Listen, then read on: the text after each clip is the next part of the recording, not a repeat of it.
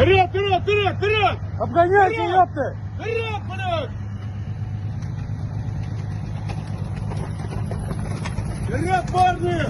За родину!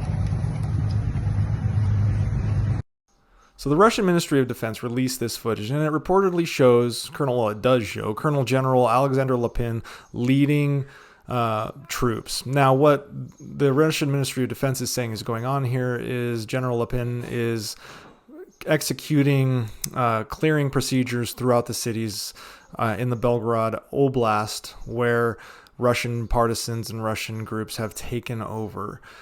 This was taken at the Gryvoron border checkpoint on the border of Ukraine and Russia. Looks like they have about 4 BMPs in the video, but I have some questions about what's going on. First and foremost is, why is a general leading this tactical fight? It looks like that maybe at most you have a company-sized element here, and you have a general who is many ranks above a captain who would be leading a company in the mix, ordering troops. And the theory obviously is for me is that this is 100% staged video. This video is absolutely staged.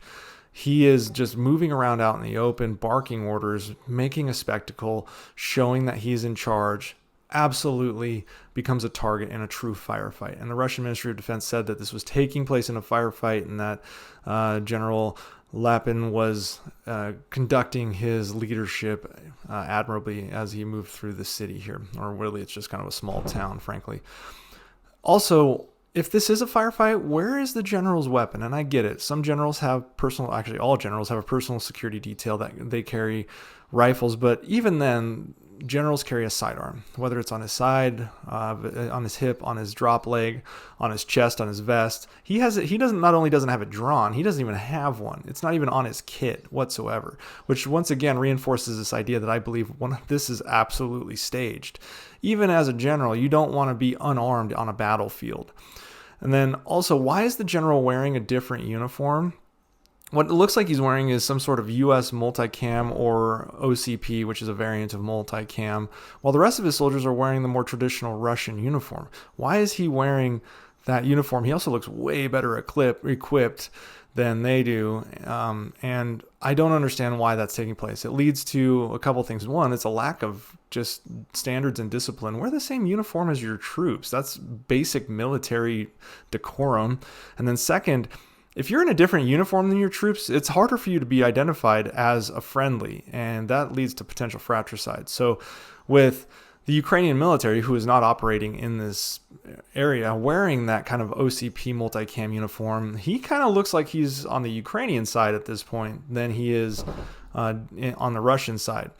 Granted, they're not fighting Ukrainian military regulars. These are the people who took over these areas are part of the Russian Volunteer Corps. They're Russians, as well as the Liberty of Russian Legion.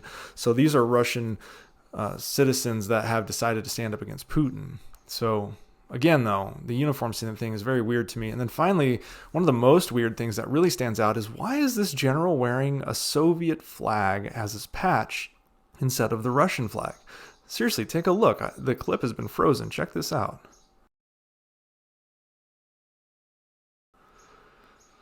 So I don't know. Maybe he really is leading something out there. But if this is the case, man, the tactics here are just absolutely stupid.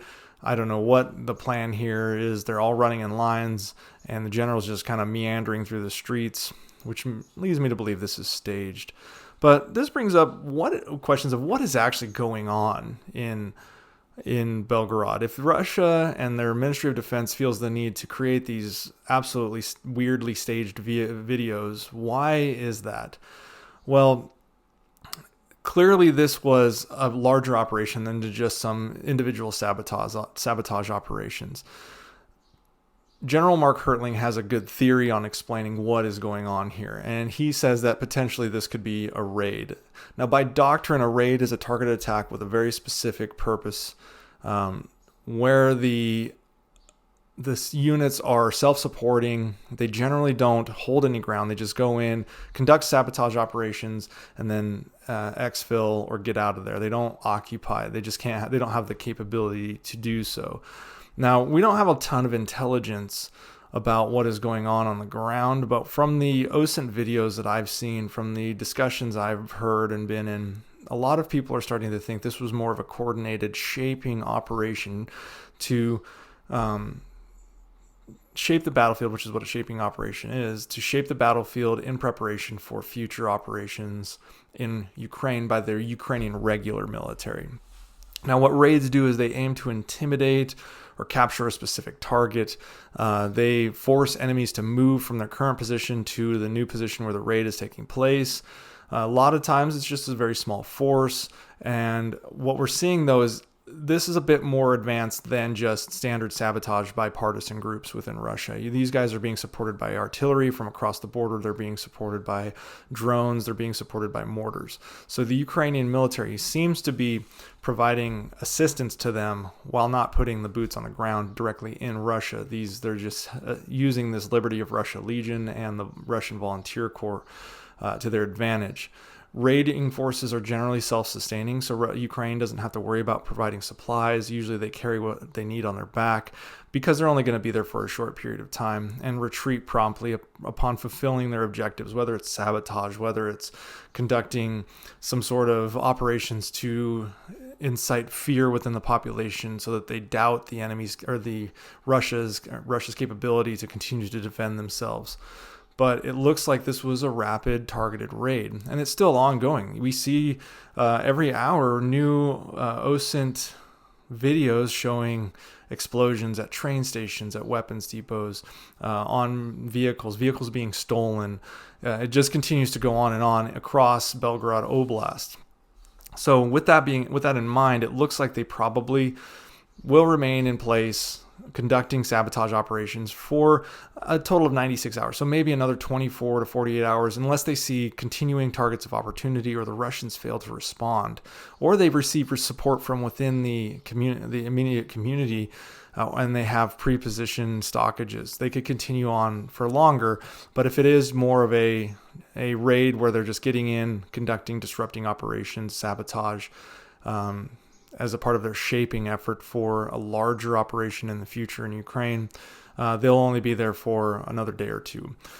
Because they're self-sustaining, they don't have to be replenished, as I talked about, and they seem to be hitting targets with to minimize casualties. In fact, a lot of the videos, you've seen them waving at cameras and walking through streets of these towns, not engaging with the local populace, but instead looking for those military or logistics targets such as rail lines, etc.